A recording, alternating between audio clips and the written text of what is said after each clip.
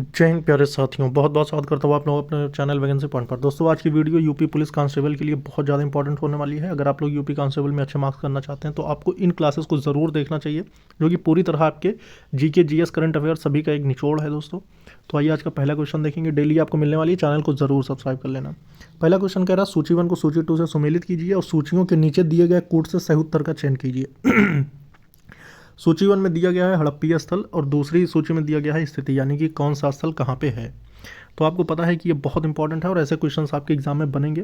पहला अगर बात करते हैं मांडा का, तो मांडा जो है ये आपका जम्मू कश्मीर में है, यानी पहला का तीसरा सही होगा। दायमाबाद जो कि आपका महाराष्ट्र में पड़ता है, तो ये आपका चौथा सही हो जाएगा। कालीबंगा जो कि राजस्थान में है, और उसके बाद राखीगढ़ी हरियाणा में है। आप जानते हैं कि राखीगढ़ी ही हड़प्पा सभ्यता का सबसे बड़ा स्थल है, ठीक है। तो ये भी कभी कभी पूछ लेता है सबसे बड़ा स्थल क्या है, वो राखीगढ़ी है। तो इस अकॉर्डिंग अगर देखा जाए तो पहले 3-4-1-2, 3-4-1-2 जिसमें आएगा वो सही है। 3-4-1-2 यानी सी ऑप्शन बिल्कुल सही हो जाएगा। दोस्तों ये सभी क्वेश्चन है जिसको आपको नोट करते हुए चलना है। बहुत इंपॉर्टेंट क्लास है ये। देखिए दोस्तों, अब वैदिक नदियाँ दिया है, उसके आधुनिक नाम दिए हैं, ठीक है। अब वैदिक नदियों को उनके आधुनिक नाम से आपको सुमेलित करना है। तो जैसे देखेंगे पहला क्वेश्चन कुभा, कुभा का अब आधुनिक नाम क्या है, तो वो है आपका काबुल, ठीक है, यानी ए का 2 जाएगा। फिर उसके बाद परुष्णी है, परुष्णी का अब रावी नाम है, ठीक है, ये जाएगा। सदा नीरा, सदा नीरा का क्या नाम है, तो सदा नीरा का गंडक है, ठीक। और उसके बाद सतुद्री का सतलज है। दोस्तों आप लोग अपने मार्क्स भी कमेंट कर सकते, मार्क्स भी अपने काउंट करते रहिएगा, लास्ट में कमेंट करके बताना है। और लास्ट में एक मैं आपको बहुत इंपॉर्टेंट चीज़ बताने वाला हूँ। जीके में दोस्तों मैं तो गारंटी दे रहा हूँ कि अगर आप लोग के मार्क्स नहीं आ रहे हैं तो आप इन क्लासेस को देखें, आपके 100% मार्क्स आएंगे। हिंदी के लिए भी मैं आपको डेली क्लासेस दे रहा हूँ। हिंदी के लिए आप लोग ज़रूर ज्वाइन करें शाम को 6 बजे की क्लास, जो कि आपके पूरे हूबहू एग्जाम्स वाले क्वेश्चंस होने वाले हैं दोस्तों। तो इसका जो सही ऑप्शन हो जाएगा ये हो जाएगा आपका ऑप्शन नंबर बी, ठीक है, क्योंकि कुभा जो है काबुल है, परुष्णी जो है आपकी रावी है, और सदा नीरा जो गंडक है, और सतुद्री जो है सतलज है। तो इसके अकॉर्डिंग देखा जाए तो ऑप्शन नंबर बी बिल्कुल सही हो जाएगा। अब उसके बाद आगे बढ़ेंगे और देखेंगे। तो 2012 का एक क्वेश्चन था, उसको छोड़ो, 2012 से हमें कोई लेना देना नहीं। निम्नलिखित में से कौन सा संगम पत्तन पश्चिमी तट पर स्थित थे, नीचे दिए गए कूट से सही उत्तर चुनिए। तो यहाँ पर पूछ रहा है कि निम्नलिखित में से कौन से संगम पत्तन पश्चिमी तट पर स्थित थे। तो इसका जो सही ऑप्शन हो जाएगा, 4 ऑप्शन दिए हुए हैं, कोरकय, पुहार, तोंडी और मुसरी। तो कौन कौन से हैं, तो इसका जो सही ऑप्शन हो जाएगा, तो यहाँ पर आपको मैं बता देता हूँ कि इसके पीछे कहानी क्या थी। तो एक अज्ञान जो ग्रीक नाविक था, उसके द्वारा एक रचित प्रसिद्ध पुस्तिका थी पेरिप्लस ऑफ द एरिथ्रियन सी, ठीक है।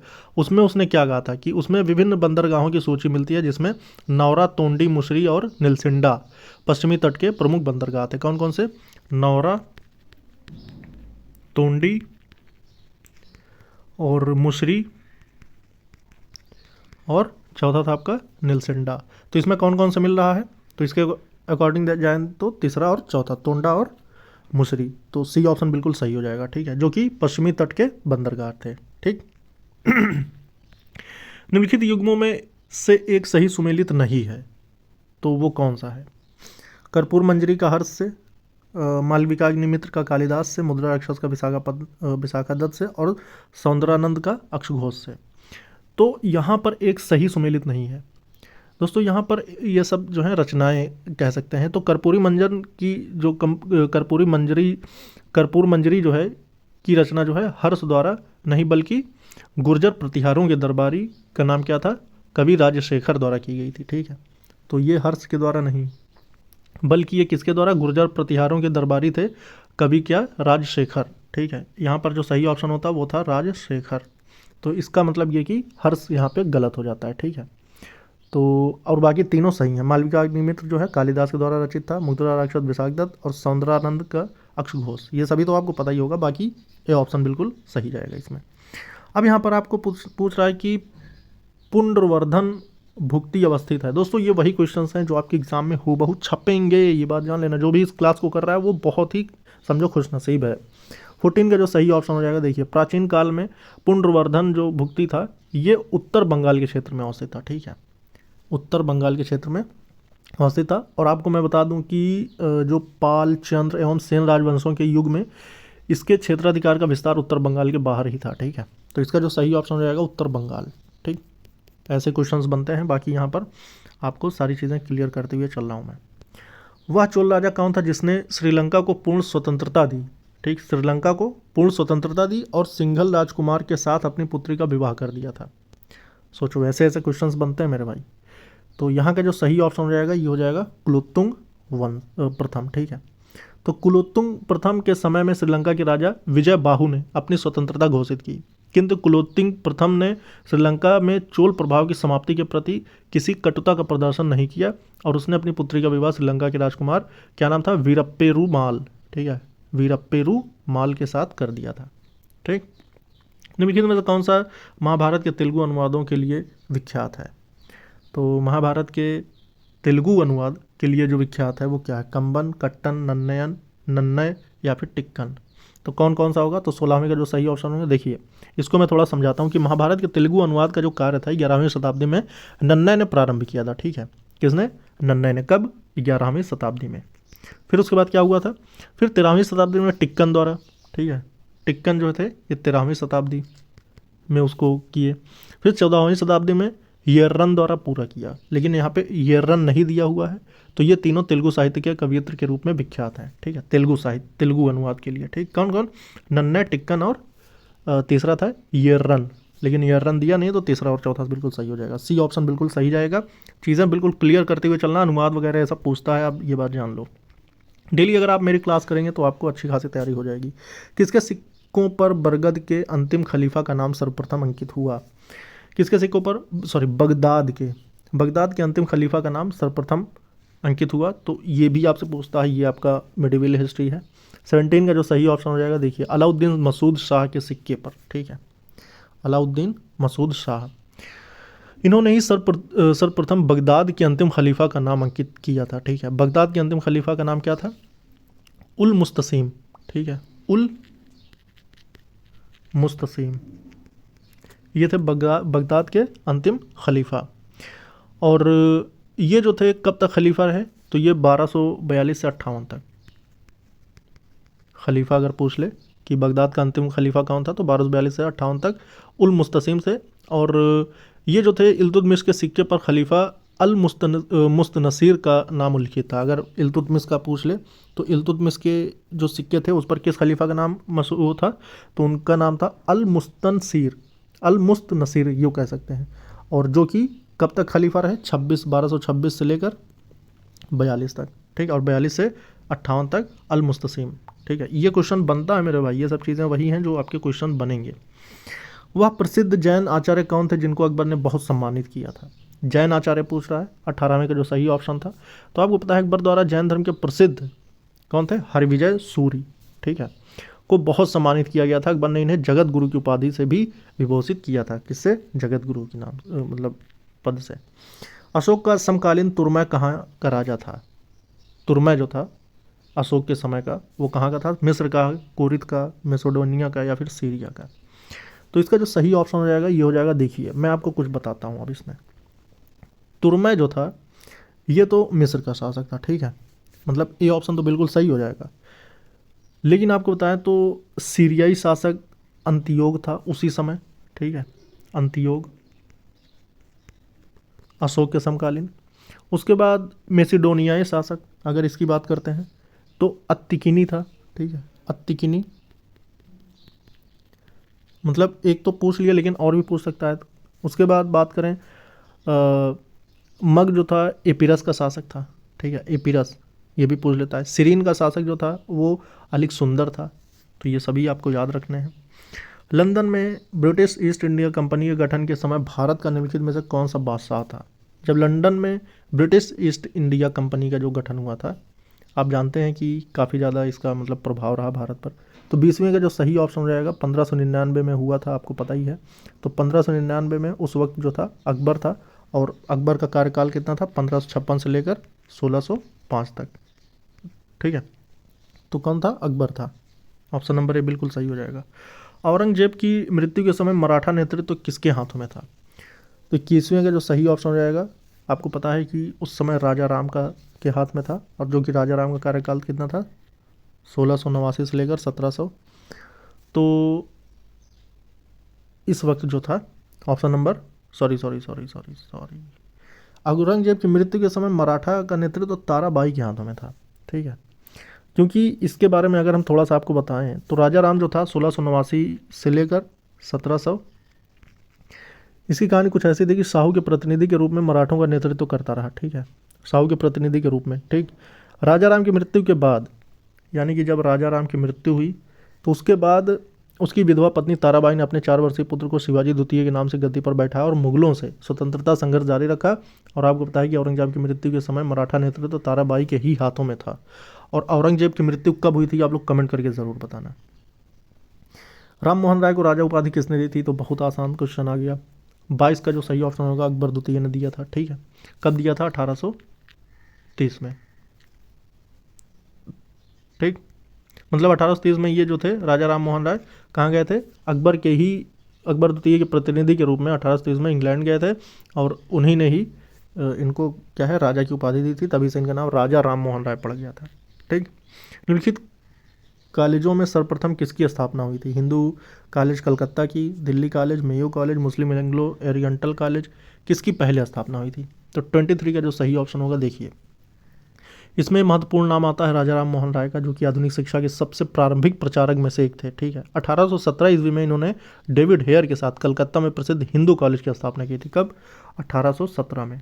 एक बार इन सभी के हम एक बार काल देखेंगे, ठीक है, ये कब किसकी क्या स्थापना हुई थी। फिर उसके बाद मेयो कॉलेज की स्थापना 1875 में हुई थी, ठीक है, 1875 में। कहाँ हुई थी? अजमेर में। मुस्लिम एंग्लो ओरिएंटल कॉलेज की स्थापना जो है 1875 में ये भी हुई थी, ठीक। कहाँ हुई थी? अलीगढ़ में, ठीक है। और दिल्ली कॉलेज की स्थापना 1824 में हुई थी। तो अगर यहाँ पर देखें तो पहले नंबर पे आएगा, यानी सबसे पहले इसकी हुई, फिर उसके बाद दिल्ली कॉलेज की हुई, फिर ये दोनों एक साथ ही हुए, ठीक है। 1875, सॉरी हाँ दिल्ली, हाँ सही है, 1875 में ये दोनों की हुई थी और 1824 में दिल्ली कॉलेज की। और सबसे पुराना जो था वो हिंदू कॉलेज कलकत्ता था, जो कि ऑप्शन नंबर ए बिल्कुल सही हो जाएगा। तो इसका जो सही ऑप्शन है ऑप्शन नंबर ए। शारदा अधिनियम के अंतर्गत लड़कियों एवं लड़कों के विवाह की न्यूनतम आयु क्रमशः कितनी निर्धारित की गई थी? तो शारदा अधिनियम के तहत जो शादी का जो वो था, आपको पता है कि जो देखिए वर्ष 1929 में अजमेर निवासी एवं प्रसिद्ध शिक्षाविद डॉक्टर हरविलास शारदा ने के प्रयत्नों से एक बाल विवाह निषेध कानून बन पाया। उन्हीं के नाम पर ही इसे शारदा अधिनियम कहा गया।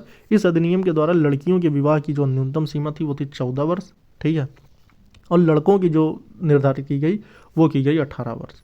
तो 14 और 18 का संबंध सिर्फ बी ऑप्शन में दिख रहा है, तो इसका मतलब बी ऑप्शन सही हो जाएगा। अब यहाँ पर सूची 1 को सूची 2 से मिलाना है कि सूची 1 में समाचार पत्र दिए हुए हैं, सूची 2 में भाषा दिया गया है। कौन से पत्र में कौन सी भाषा का इस्तेमाल हुआ था, ये भी क्वेश्चन आपसे बनता है। भारत मित्र जो था ये आपका हिंदी संबंधित था, यानी तीसरा ऑप्शन जाएगा। राष्ट्रमत जो था ये आपका किससे संबंधित था? तो ये आपका मराठी संबंधित था, यानी चौथा जाएगा। प्रजामित्र जो था ये आपका गुजराती संबंधित था, यानी दूसरा ऑप्शन जाएगा। और नायक जो था आपका ये किससे संबंधित था? ये बंगाली संबंधित था, यानी ऑप्शन नंबर 1। तो 3 4 2 1 का संबंध जिससे होगा वही आपका सही है, 3 4 2 1। तो यानी ऑप्शन नंबर सी बिल्कुल सही हो जाएगा ऑप्शन के अकॉर्डिंग। अब यहाँ पर आपको बताना है निम्नलिखित में से कौन सा जहांगीरी चित्रकार थे? अब्दुस समद, अब्दुल हसन अकारिजा या फिर मीर सैयद अली। तो इनमें से कौन सा सही ऑप्शन होगा? तो 26वें का जो सही ऑप्शन है, इसमें चित्रकार पूछ रहा है, तो 26वें का जो सही ऑप्शन होगा ये हो जाएगा आपका ऑप्शन नंबर बी। तो बी में अबुल हसन और अकारिजा ये। बाकी वैसे थे कितने?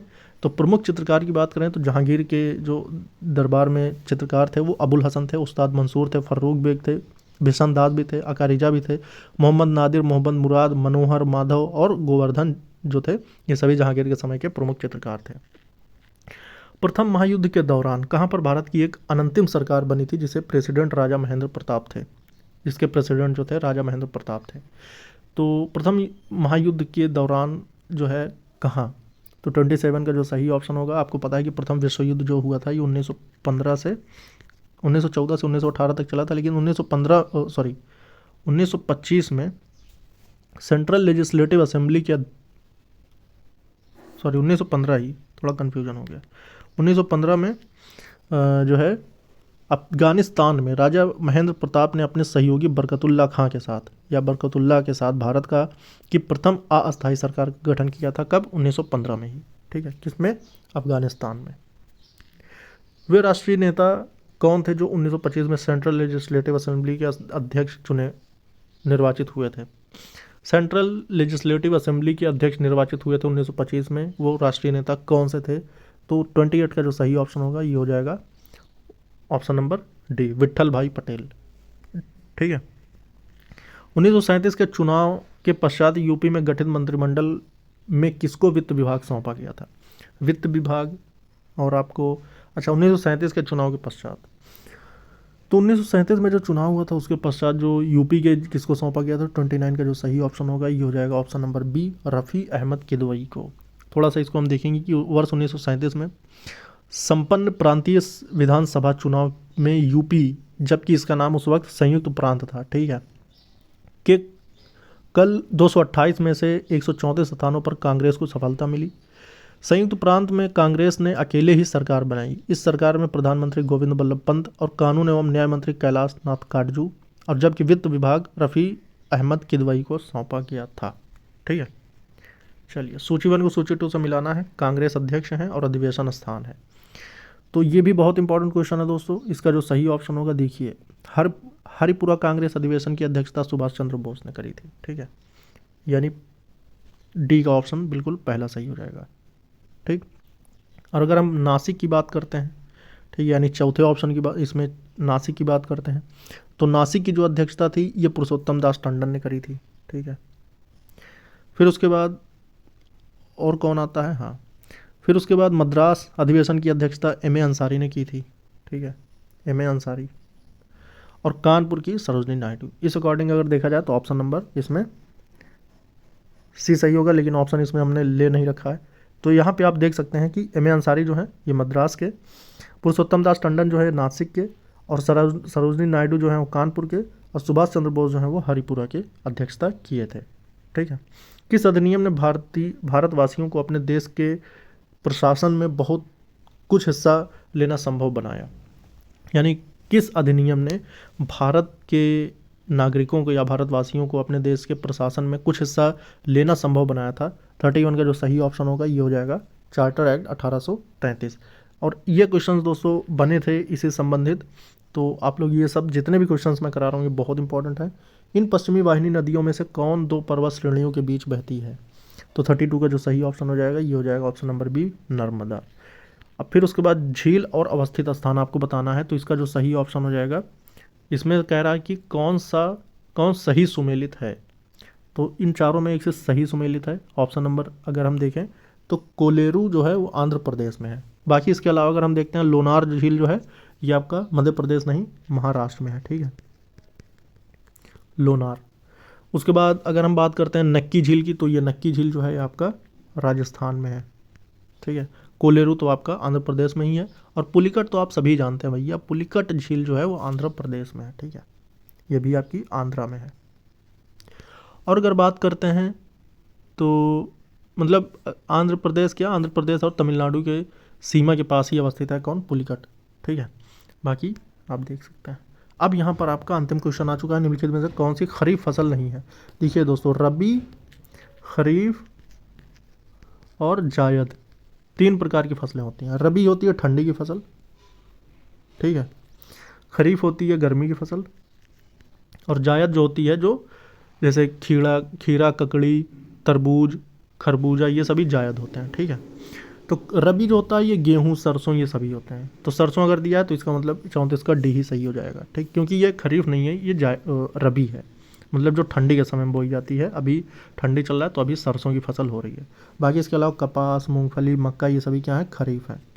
इसमें धान भी आता है, ठीक, खरीफ में। तो उम्मीद करता हूँ कि आप लोगों के लिए बहुत इंपॉर्टेंट क्लास हुई रही होगी ये। आप लोग सपोर्ट करिएगा, सहयोग करिएगा। आप लोगों के लिए बहुत सारी क्लासेस मैं कराने वाला हूँ, इस तरह की और भी आपको मिलेंगे। तो इस वीडियो में दोस्तों जय हिंद, जय भारत।